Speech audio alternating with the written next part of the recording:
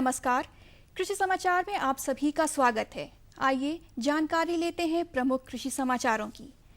किसान भाइयों, कृषि वैज्ञानिकों की सलाह है कि फसलों के अवशेष जैसे गेहूं का भूसा, धान का पुआल एवं छिलका, गन्ने की पत्तियां एवं खोई, प्रेसमड, शीरा, पेड़ों की पत्तियां, खरपतवार के पौधे, बाजरा, ज्वार, मक्का आदि के डंठल को भूमि में वापस पहुंचाकर खेत का पोषक तत्व बढ़ा सकते हैं।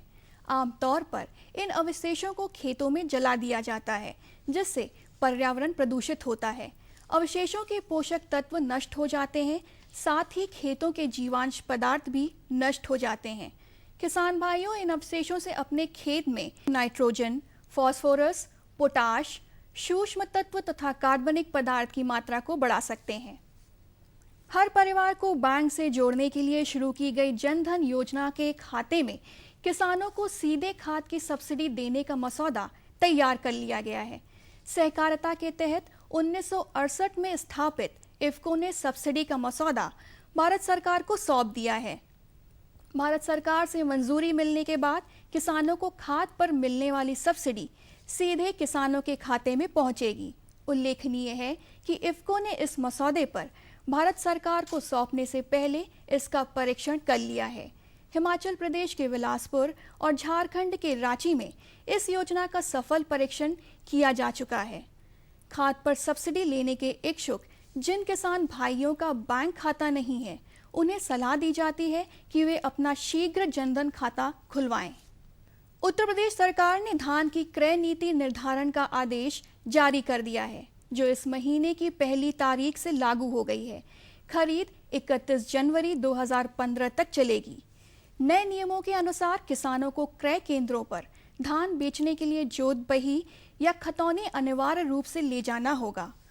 धान क्रय नीति में बताया गया है कि केवल किसानों से सीधे धान की खरीद की जाएगी।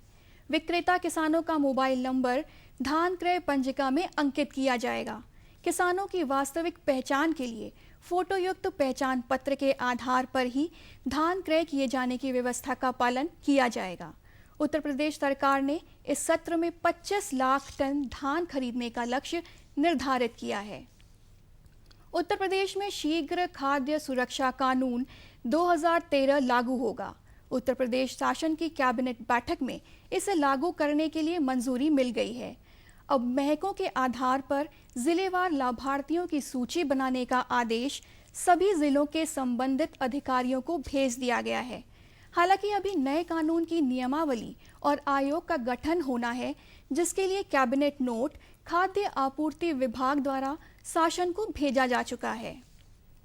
उत्तर प्रदेश की चीनी मिलों के लगातार बढ़ते कारोबारी घाटे के मामले में अब भारत सरकार के अलावा भारतीय स्टेट बैंक ने उत्तर प्रदेश सरकार पर दबाव बनाया है।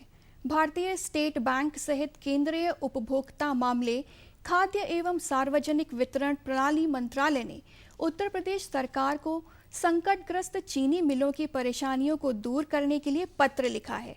भारतीय स्टेट बैंक ने लिखा है कि उत्तर प्रदेश की निजी चीनी मिलों ने गन्ना किसानों से खरीदे गए गन्ने का मूल्य भुगतान और पिराई आदि के लिए बैंक से ऋण ले रखा है।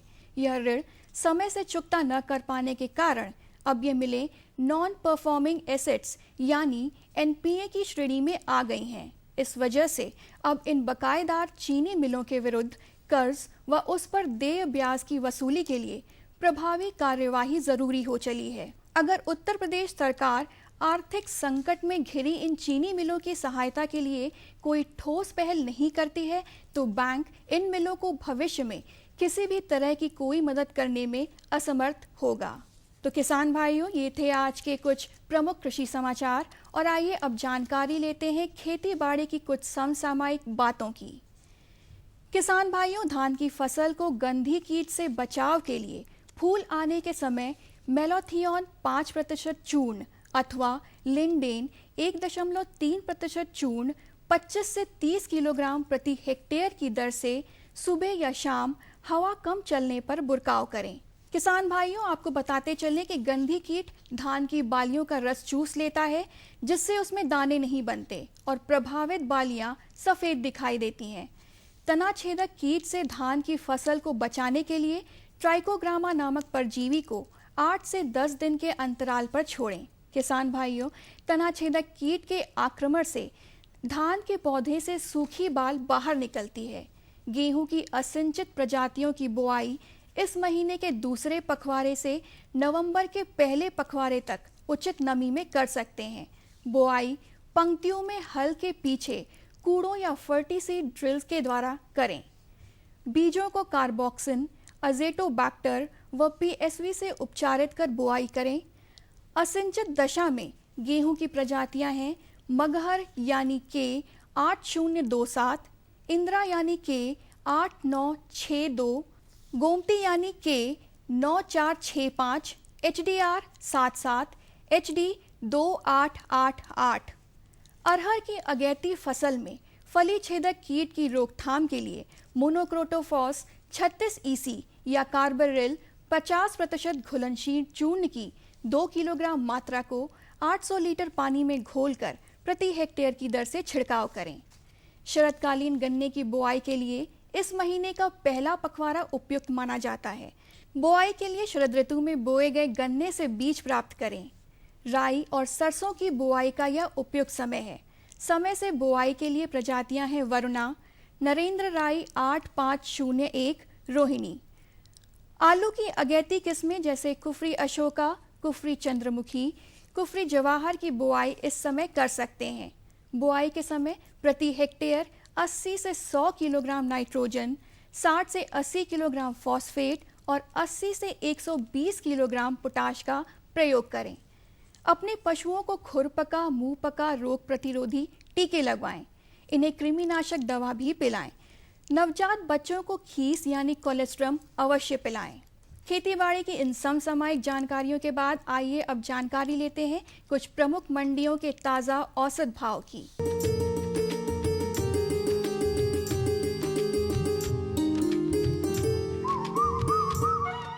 गेहूं कासगंज की मंडी में रुपए 1440, खैर मंडी में रुपए 1440, अलीगढ़ मंडी में रुपए 1470 और बड़ौत मंडी में रुपए 1500 प्रति क्विंटल के भाव रहा। चावल कासगंज की मंडी में रुपए 2060, खैर मंडी में रुपए 2050, अलीगढ़ मंडी में रुपए 2080 और बड़ौत मंडी में रुपए 2225 प्रति क्विंटल के भाव बिका। मक्का कासगंज की मंडी में रुपए 1175, खैर मंडी में रुपए 1300, अलीगढ़ की मंडी में रुपए 1270 और बड़ौत मंडी में रुपए 1350 प्रति क्विंटल के भाव बिका। चना खैर मंडी में रुपए 3480, अलीगढ़ की मंडी में रुपए 3420 और बड़ौत मंडी में रुपए 3370 प्रति क्विंटल के भाव बिका। तिलहन में सरसों की बात करें तो कासगंज की मंडी में रुपए 3180, खैर मंडी में रुपए 3230, अलीगढ़ की मंडी में रुपए 3310 और बड़ौत मंडी में रुपए 3350 प्रति क्विंटल के भाव बिका। गुड़ का भाव कासगंज की मंडी में रुपए 3250, खैर मंडी में रुपए 3330, अलीगढ़ की मंडी में रुपए 3310 और बड़ौत मंडी में रुपए 2815 प्रति क्विंटल के भाव बिका। अब आइए जानकारी लेते हैं कुछ सब्जियों के मंडी भाव की। आलू कासगंज की मंडी में रुपए 1875, खैर मंडी में रुपए 1980, अलीगढ़ की मंडी में रुपए 2040 और बड़ौत मंडी में रुपए 1965 प्रति क्विंटल के भाव बिका। प्याज कासगंज की मंडी में रुपए 1640, खैर मंडी में रुपए 1850, अलीगढ़ की मंडी में रुपए 1700 और बड़ौत मंडी में रुपए 1340 प्रति क्विंटल के भाव बिका। टमाटर की बात करें तो कासगंज की मंडी में रुपए 2130, खैर की मंडी में रुपए 2370, अलीगढ़ की मंडी में रुपए 2350 और बड़ौत मंडी में रुपए 2160 प्रति क्विंटल के भाव बिका। सेब खैर की मंडी में रुपए 5300, अलीगढ़ की मंडी में रुपए 5400 और बड़ौत मंडी में रुपए 4105 प्रति क्विंटल के भाव बिका। तो किसान भाइयों, ये थे आज के कृषि समाचार और औसत मंडी भाव।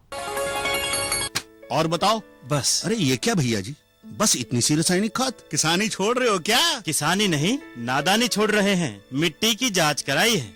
अब तो लालाजी जितनी जरूरत है उतने ही उर्वरक खेत में डालेंगे। हाँ, किसान भाई आज ही अपने जिले की नजदीकी भूमि परीक्षण प्रयोगशाला में मिट्टी की जांच जरूर करवाएं और मिट्टी में पोषक तत्व, नमी व पौधे के विकास को देखते हुए केवल जरूरत के अनुसार ही पोषक तत्व डालें। और हाँ, मिट्टी में गंधक, जस्ता, बोरोन जैसे सूक्ष्म पोषक तत्वों का पता लगाना भी न भूलें।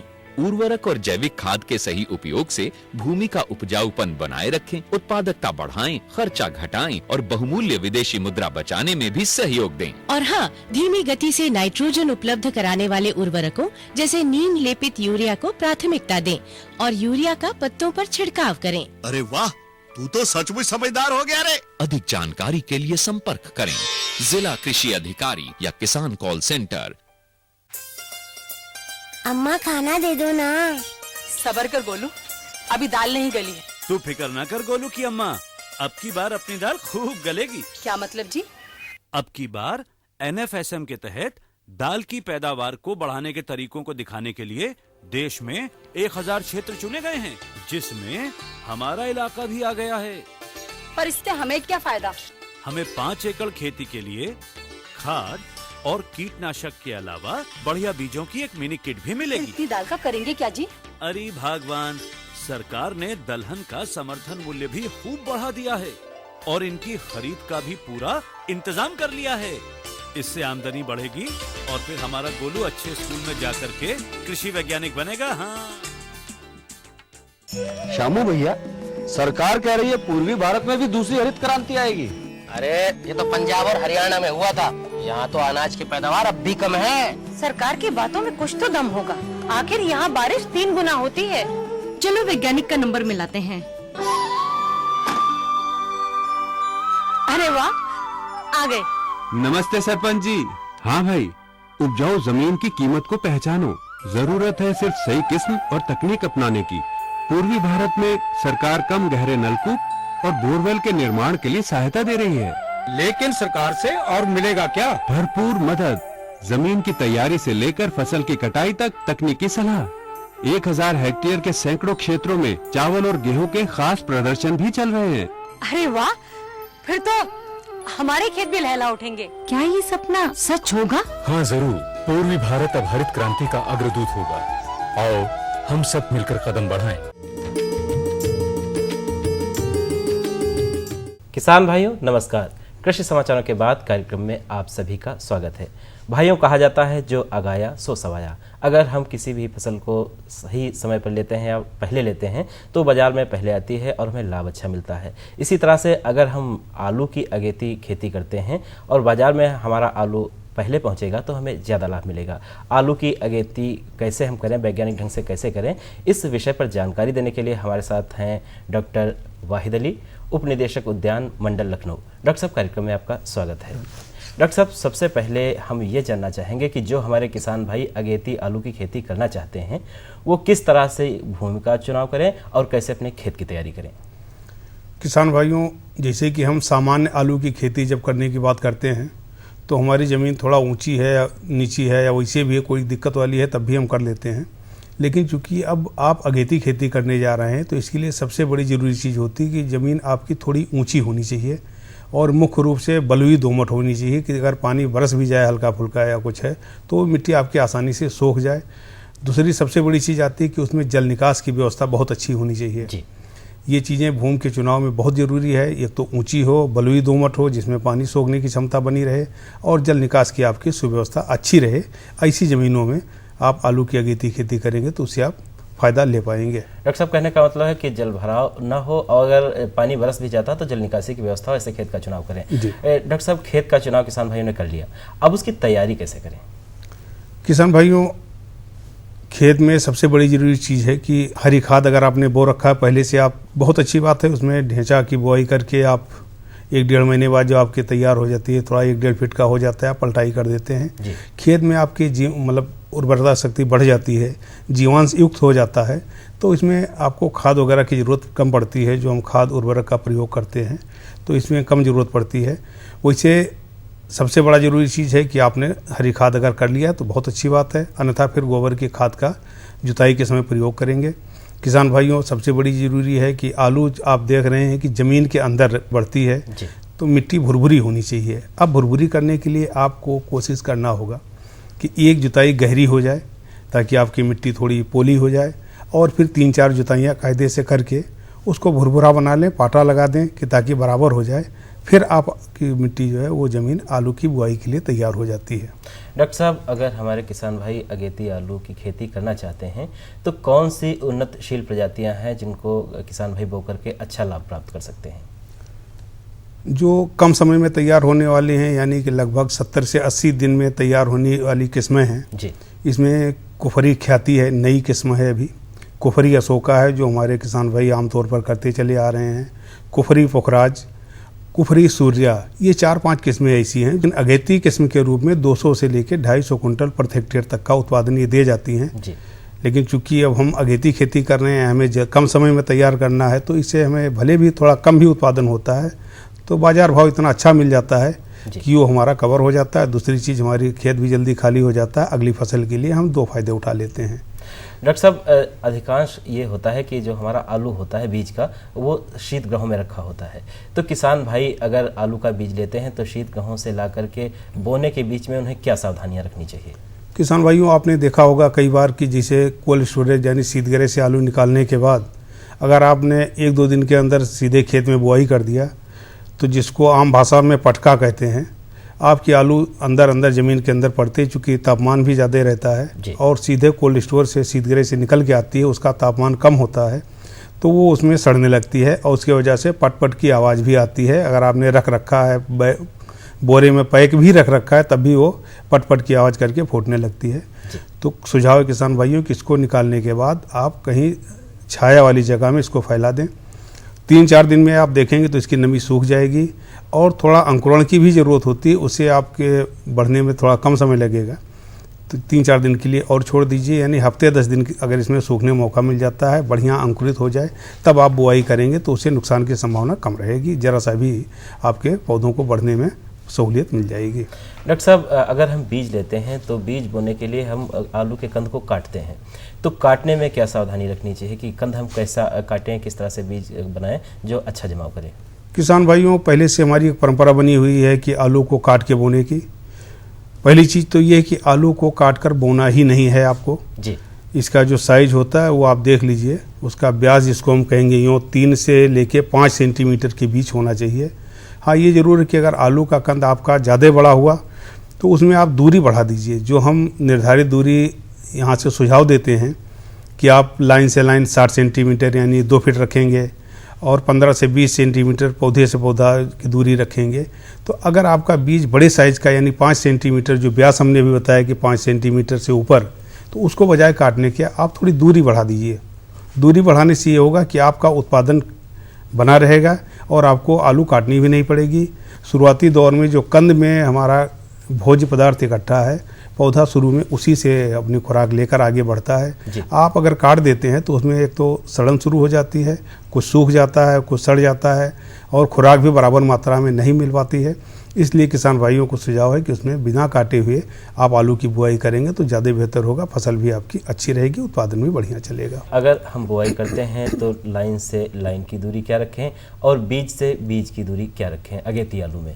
कोशिश ये करनी चाहिए कि 50 से 60 सेंटीमीटर हमारी लाइन से लाइन रहे और 15 से 20 सेंटीमीटर पौधे से पौधे। चूँकि अब आप आलू काट कर नहीं बो रहे हैं, समूची आलू आपको बोना है, तो निर्धारित दूरी पर बोएंगे तो उत्पादन सही सलामत सही ढंग से आपको मिल जाएगा। डॉक्टर साहब, एक और समस्या आ जाती है अगेती आलू की खेती में। कभी कभी ऐसा होता है कि किसान भाइयों ने आलू की फसल बो दी, उसके बाद पानी बरस गया या अब फसल जम चुकी है बहुत छोटी छोटी या फिर नहीं जमी, तो उस दशा में किसान भाई क्या करें? किसान भाइयों, सबसे पहले तो सुझाव दिया जाता है कि आप मेड़ बनाकर ही अगेती आलू की खेती करेंगे। वैसे भी हम सामान्य तौर पर जो आलू की खेती होती है उसको मेड़ बनाकर ही करते हैं, लेकिन अगेती में तो आपको विशेष सावधानी रखनी है कि मेड़ पर बोनी है। अगर हल्की बरसात होती है तो कोई फ़र्क नहीं पड़ता है, या आलू अगर आपकी जम गई है और हल्की बरसात हुई तब भी कोई दिक्कत नहीं है। कई बार होता है कि मान लो कि आलू आपकी नहीं जमी है और बरसात ज़्यादा हो गई, तब आप इंतजार करेंगे ओट आ जाए तो हल्का खुरपी से जहाँ पर आपने आलू बो रखा है थोड़ा सा खुरपी कर देने पर जो पपड़ी पड़ी रहती है वो टूट जाएगी, तो आलू के निकलने में सुविधा रहेगी और आपकी फसल आगे बढ़ लेगी। कहने का मतलब है कि अगर हम वैज्ञानिक विधि से आलू की खेती करते हैं तो हमें अच्छा लाभ प्राप्त होगा। डॉक्टर साहब, आज आप हमारे कार्यक्रम में आए, हमारे किसान भाइयों को अगेती आलू की खेती के बारे में इतनी अच्छी जानकारी दी, इसके लिए आपको बहुत बहुत धन्यवाद। धन्यवाद।